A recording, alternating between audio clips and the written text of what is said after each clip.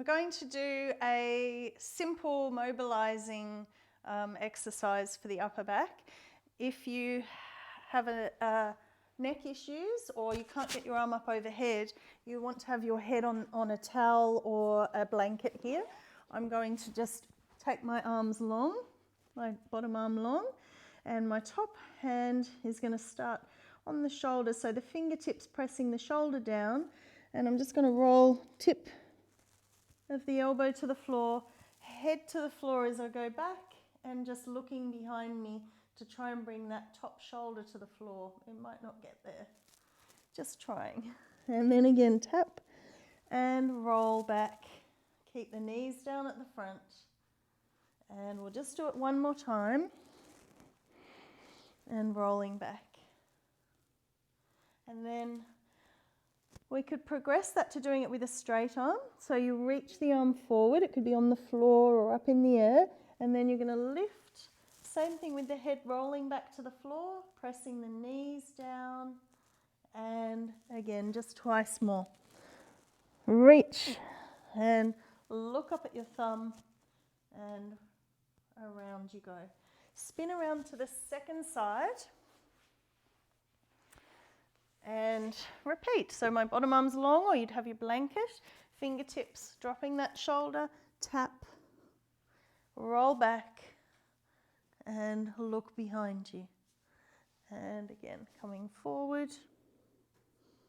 I'm moving quite quickly. You could slow this down, but I just wanted to just do a little bit of mobilizing before we get going. We've done this in a lot more detail and a lot more slowly earlier on. So rolling, lifting, looking, and back you come. Reach forward, lift it up, and back. One more. Trying to keep those knees down. I get a little bit hungry for getting somewhere, and I often let them lift, but if I really try and keep them down, I won't go so far, but it'll feel like I get into more tightness. I'm obviously avoiding something by letting those knees lift. So we're going to do a little bit of centering, lying on our backs, almost like a meditation to start to warm us up and get the shoulders and the upper back, the rib cage into a good alignment. So just enjoy this. This is a practice that you could do anytime, anywhere for yourself. It's really just tuning into your body and using your mind to release. And it's quite powerful and incredible how much we can change just by thinking about it. The power of the mind and the connections of the mind and the body. So you want to have your hand weights nearby. We're going to set them up down just close to you. We'll use them later. So I'm going to keep them in nice and close. And I'm just going to bring my hands outside the weights on the floor. Feel free to wiggle and move or bring your hands anywhere like ribs, tummy, anywhere you like as we go through. But hopefully as we kind of set things up and you find a good position, you're going to start to quieten and have less fidgeting and start to get a lot more subtle with your adjustments. So inhaling through the nose and exhaling through the mouth.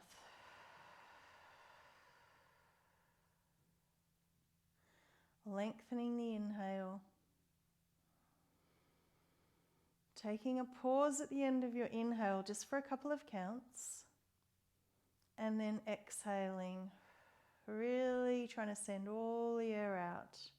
And then pausing at the bottom of that exhale for 2 counts. So you could be lengthening by counting your breath, or you could just be breathing in and breathing out, enjoying the length and the expansion. Pausing at either end of the inhale and the exhale, and just enjoying that quietness and stillness before you continue the breath out or in.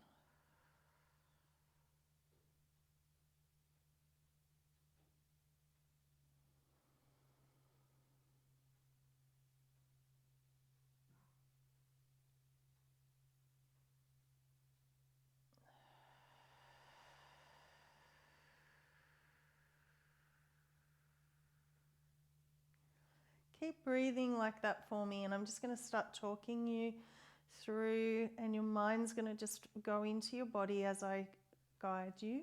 So feeling your feet on the floor, sensing the inner and the outer foot, feeling the toes, feeling the ball of the foot and the heel pad. Maybe you can sense temperature, texture, letting the arch of the foot lightly lift and activate, and follow that through, up through the inner leg to the knee, and then down through the inner leg into the hip. And just see your leg bones really anchoring and sinking into the pelvis. And trying to use those sensations to align and balance the pelvis into an even weight distribution on the two sides of the bottom. We have a little lift up through the lower back, through the back of the pelvis. And then we come to the rib cage where we're really working today. And you're trying to sink into the floor through the low ribs. And then just scanning through the pairs of ribs, the right, left sides of the rib cage, melting, sinking, and becoming more even into the mat.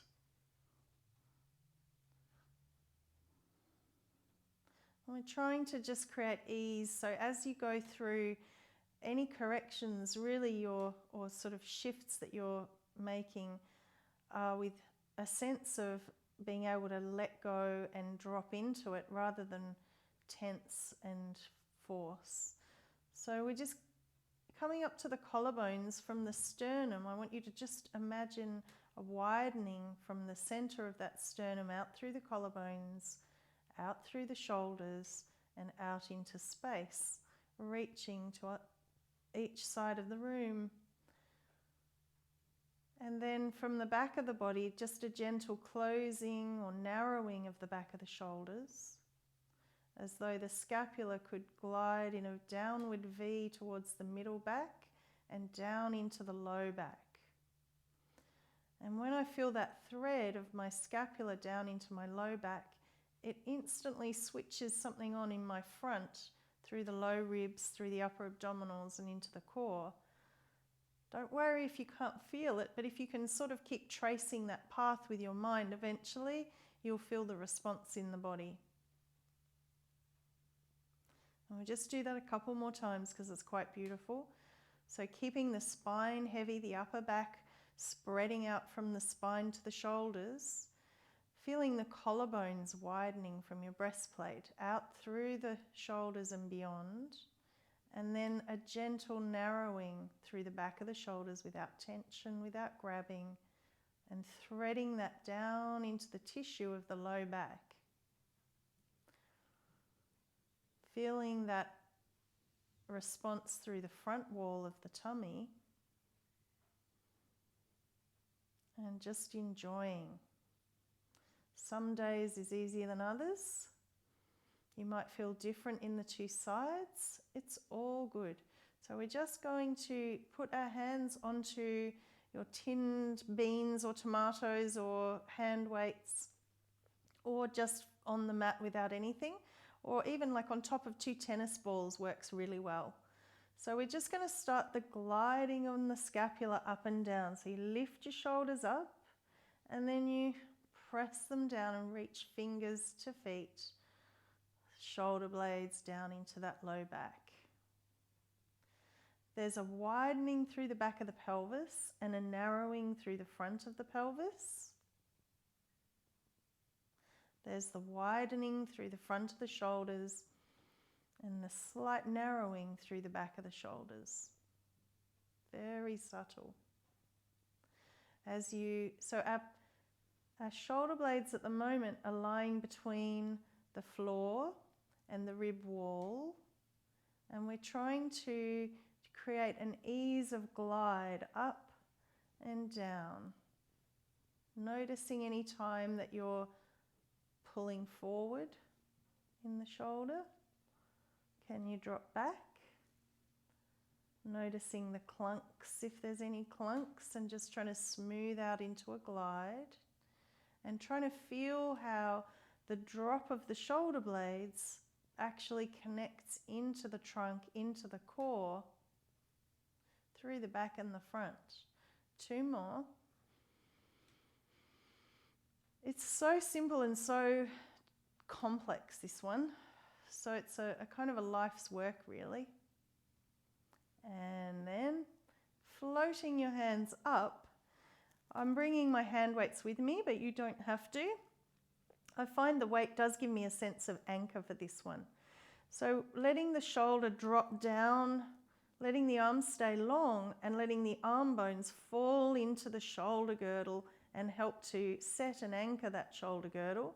Feeling my spine down into the mat, and my breastplate drops into the spine to help me get that sense of weight in the spine. And then keeping your spine heavy, you're just going to reach the shoulder blades forward and up. So shoulders will lift off the mat, and then back and down, and tucking those shoulder blades to thread down into that low back, maintaining the spine on the floor between the blades and to the base of the breastplate. Inhaling up and exhaling down. It's a process of refinement or distillery where we're sort of purifying the movement. It'll start out clunky maybe, a little disordered, patterns of life revealing themselves, and then you'll just find that you will start to get more glide, more control, more ease, and whatever we do is good. Any improvements are fantastic. Doesn't have to be perfect. None of this has to be perfect. It's for practice, and we're just practicing. So then keeping the shoulders in your best down position, away from the ears and down into the shoulder, scapulas threading into that low back. A little bit of core to hold your spine stable. We're going to start circling, and you're circling not from the hands but from deep in the shoulder. Little circles,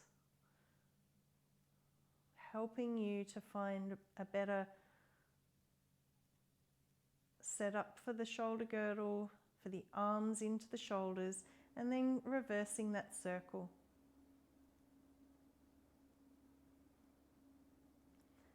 And then pause.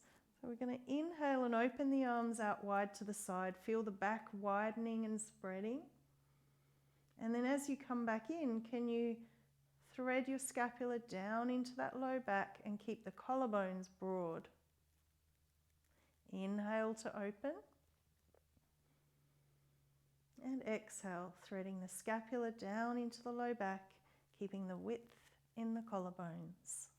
The weight of the breastbone down into the spine, as though the arms are the only thing moving, and we're really kind of enjoying the stability, the quietness, the grounding of the rib cage, the upper back, the shoulders, the shoulder blades.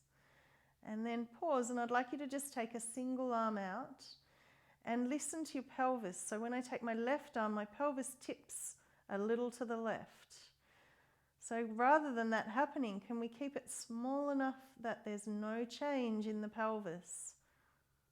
So we're truly centering that trunk, connecting the arms to the core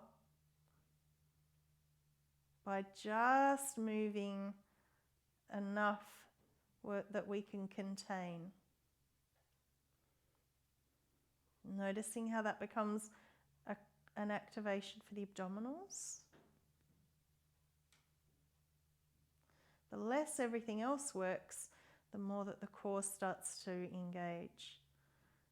And then turn your palms to your knees, and we're just going to take one arm overhead and one arm to the hip, and then back up. So they're opening away from each other, and then they're returning. And we're going to try and keep the spine from between the shoulder blades all the way down into the low ribs, connected into the floor. As we take the arm overhead, the scapula on that side has to swing out and up like you're opening your armpit. And then as it returns, it slides back down. So I'm swinging my low corner of the scapula up towards the armpit, like a little rotation of the scapula on the ribs.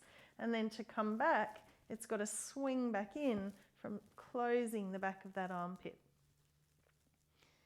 Quite tricky to keep the trunk stable and the scapula swinging like that, but really important, particularly if we're involved in any sports, rackets, bats, throwing, swimming. So stabilizing the spine, the trunk, letting the scapula move. And then coming back down. You can take those weights just away and we're going to go into some pelvic curling. So feet flat, we're just going to start with a few little